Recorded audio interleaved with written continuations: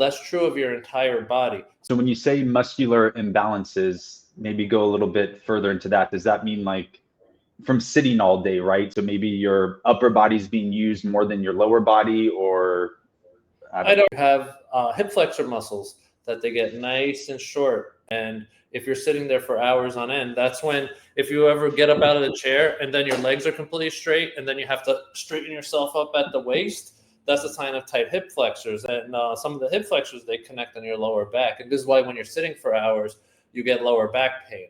But also, we are creatures of habits. Well, that's true of your entire body. So what you're repeating a lot compounds out. So if you're avoiding being physically active, you're not walking, because those things will help undo it to a certain degree, and it'll just keep you healthy. But as you repeat those movements, you start to shorten and shorten and shorten. That's why sometimes you'll have a person, and after years in an office, they're like this. The back muscles are overstretched, the pecs are short. So really, you help open yourself up, because once the muscle knots settle in, that's where it really holds stuff into place, and you start really getting those imbalances.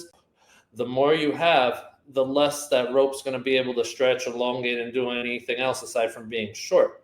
So you need to release that. Then you need to do stuff like movement, and that helps kind of loosen you up and get you back into things. And one thing that I've noticed is whether you're an athlete and you're running or doing whatever it is, or you're just sitting there, over time, before you get into a lot of pain, things start to feel heavier. It feels like, oh, my legs aren't moving as much because they're very imbalanced. But if you don't take care of it, let's say with all that turning, you're getting tight on your right side, then eventually you might have to turn on your left side and then pull a muscle. And then that's when the imbalances develop into injuries, which affects everybody, even business professionals.